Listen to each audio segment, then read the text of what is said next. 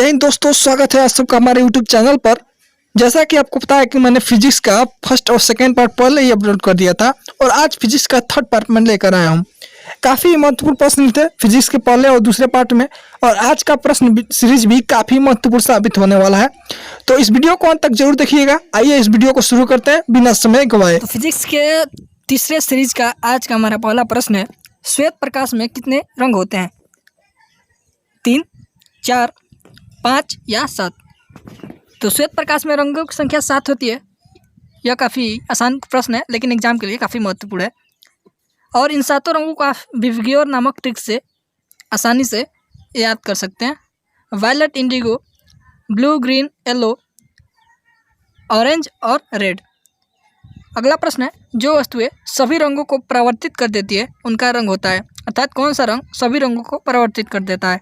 आपके ऑप्शन से ए श्वेत, बी पीला, सी लाल या डी नीला। तो प्रश्न नंबर 2 के सही उत्तर की बात करें तो इस प्रश्न का सही जवाब हो जाएगा ऑप्शन ए, अर्थात श्वेत। श्वेत रंग जो होता है सभी रंगों को परावर्तित कर देता है।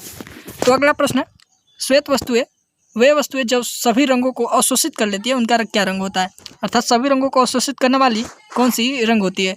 आपके ऑप्शन से ए श्वेत, बी काला, सी हरा या डी लाल। तो प्रश्न नंबर 3 का सही जवाब हो जाएगा ऑप्शन बी, अर्थात काला। काला ऐसा रंग है जो सभी रंगों को अवशोषित कर लेता है।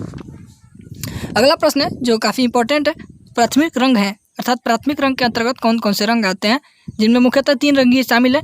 आपके ऑप्शन से ए लाल, पीला और नीला, बी लाल, हरा और सियान, सी लाल, हरा और नीला या डी लाल, मैजेंटा और नीला। तो सही उत्तर की बात करें तो इस प्रश्न का सही जवाब हो जाएगा ऑप्शन सी, अर्थात लाल, हरा और नीला, जिसे आप हनीला नामक ट्रिक से याद कर सकते हैं। यह प्रश्न कई बार एग्जाम में पूछा गया है। प्रश्न नंबर 5 की ओर बढ़ते हैं। वर्ण त्रिभुज के शीर्ष पर कौन से रंग दिखते हैं, अर्थात रंगों को एक क्रम में सजाया जाता है जिसका क्रम वर्ण त्रिभुज होता है, तो उसमें शीर्ष पर कौन सा रंग होता है? आपके ऑप्शन से ए लाल रंग, बी द्वितीयक रंग, सी संपूरक रंग या डी श्वेत रंग। तो प्रश्न नंबर 5 का सही जवाब ऑप्शन ए होगा, अर्थात वर्ण त्रिभुज के शीर्ष पर लाल रंग होता है। तो बढ़ते हैं नेक्स्ट प्रश्न की ओर।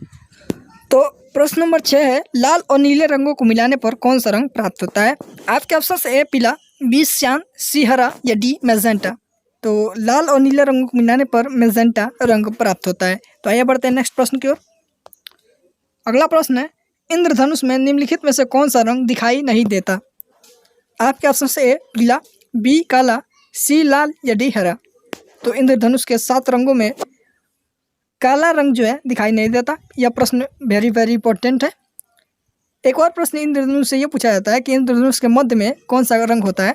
तो मध्य में हरा रंग होता है, जिसे आप विवग्योर नामक ट्रिक से आसानी से याद कर सकते हैं। जैसा कि मैंने पूर्व क्वेश्चन में बताया था, सबसे मध्य में ग्रीन कलर आता है। और इंद्रधनुष बनने के कारण पूर्णांतिक परावर्तन और अपवर्तन की क्रिया दोनों सम्मिलित रहती हैं। तो आइए बढ़ते हैं नेक्स्ट प्रश्न की ओर। अपवर्तन की क्रिया में प्रकाश की ऑप्शन से ए चाल नहीं बदलती है, बी आवृत्ति बदल जाती है, सी तरंगदैर्घ्य नहीं बदलती है या डी आवृत्ति नहीं बदलती है। तो आपको सही जवाब बताना है।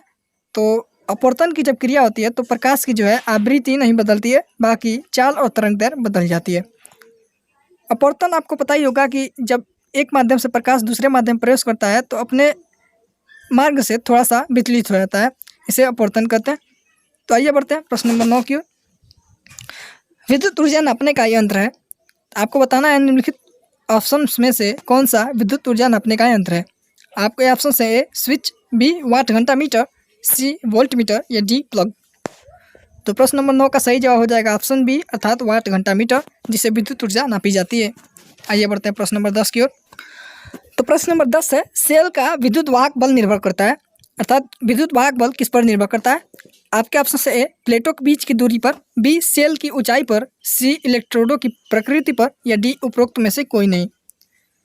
तो सेल का विद्युत वाहक बल जो है इलेक्ट्रोडों की प्रकृति पर निर्भर करता है। तो इस प्रश्न का सही जवाब होगा ऑप्शन सी। अगला प्रश्न है, आवेश प्रवाह की समय दर को कहते हैं। आपके ऑप्शन से ए धारा, बी प्रतिरोध, सी विभव या डी विभवांतर। तो आवेश प्रवाह की जो दर होती है उसे धारा कहते हैं, अर्थात आई बराबर क्यू अपन टी या क्यू बराबर आई टी।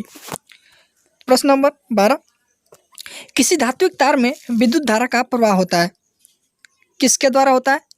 तो आपको बताना है आपके ऑप्शन से प्रोटॉनों द्वारा, बी आयनों द्वारा, सी न्यूट्रॉनों द्वारा या डी इलेक्ट्रॉनों द्वारा। तो प्रश्न नंबर 12 का सही जवाब होगा ऑप्शन डी अर्थात इलेक्ट्रॉनों द्वारा। तो आइए बढ़ते हैं प्रश्न नंबर 13 की ओर। घरों में प्रयुक्त धारा होती है, अर्थात घरों में कौन सी धारा प्रयुक्त की जाती है। धारा दो प्रकार की होती है, एक दिष्ट धारा और दूसरी प्रत्यावर्ती धारा। तो आपको बताना है घरों में कौन सी धारा प्रयुक्त होती है। आपके ऑप्शन से ए दिष्ट धारा, बी प्रत्यावर्ती धारा, सी दिष्ट धारा और प्रत्यावर्ती धारा दोनों, डी उपरोक्त में से कोई नहीं। तो प्रश्न नंबर 13 का सही जवाब हो जाएगा ऑप्शन बी अर्थात प्रत्यावर्ती धारा, जिसे हम एसी कहते हैं। तो आइए बढ़ते हैं नेक्स्ट प्रश्न की ओर। मानव नेत्र के रेटिना पर बना वस्तु का प्रतिबिंब होता है, अर्थात मानव जो है वस्तु को रेटिना पर बने प्रतिबिंब के द्वारा ही देख पाता है। तो रेटिना पर किस प्रकार का प्रतिबिंब बनता है, इसे आपको बताना है। आपके ऑप्शन से वास्तविक व सीधा, बी वास्तविक व उल्टा, सी आभासी व सीधा, डी आभासी व उल्टा। तो प्रश्न नंबर 14 का सही जवाब हो जाएगा वास्तविक व उल्टा, अर्थात विकल्प बी। तो आइए बढ़ते हैं प्रश्न नंबर 15। तो प्रश्न नंबर 15 है यूरेनियम परमाणु अर्थात 92 यूरेनियम 235 में न्यूट्रॉनों की संख्या क्या होगी। आपके ऑप्शन से ए 92, बी 235, सी 327 या डी 143। तो हम आपको बता दें कि न्यूट्रॉनों की संख्या ज्ञात करने के लिए 235 में से 92 को घटाना होगा, तो हमारा सही जवाब प्राप्त हो जाएगा, अर्थात डी ऑप्शन अर्थात 143।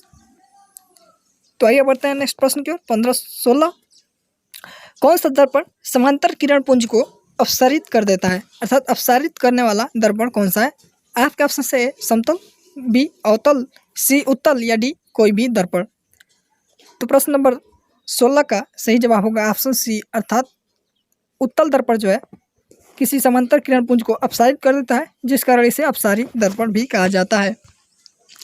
तो नेक्स्ट प्रश्न की ओर बढ़ते हैं। एक व्यक्ति अपने सामने रखे दर्पण में अपने से बड़ा प्रतिबिंब देख रहा है, तो वह दर्पण कौन सा होगा। आपके ऑप्शन से उत्तल, बी अवतल, सी समतल या डी कोई भी हो सकता है। तो प्रश्न नंबर 17 का सही जवाब होगा ऑप्शन बी अर्थात अवतल। अवतल दर्पण में ही कोई व्यक्ति अपने से बड़ा प्रतिबिंब देख पाता है, तो इस प्रश्न का विकल्प बी होगा। बढ़ते हैं प्रश्न नंबर 18 की ओर।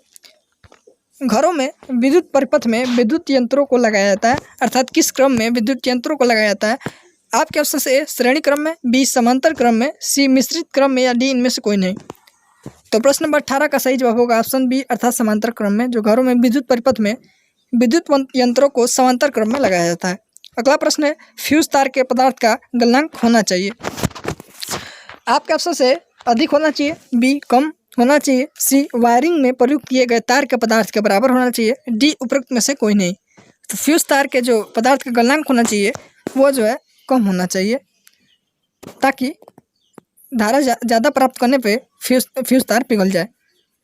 इसमें जो है फ्यूज तार बनाने में सीसा व टीन धातुओं का प्रयोग किया जाता है। तो आइए बढ़ते हैं नेक्स्ट प्रश्न की ओर। प्रश्न नंबर 20 घरेलू विद्युत परिपथ में लाल रंग का तार प्रयुक्त होता है, अर्थात लाल रंग का तार क्यों प्रयुक्त किया जाता है और कहाँ प्रयुक्त किया जाता है। आपके ऑप्शन से फेज वायर के लिए, बी न्यूट्रल वायर के लिए, सी अर्थ वायर के लिए या डी किसी भी वायर के लिए नहीं।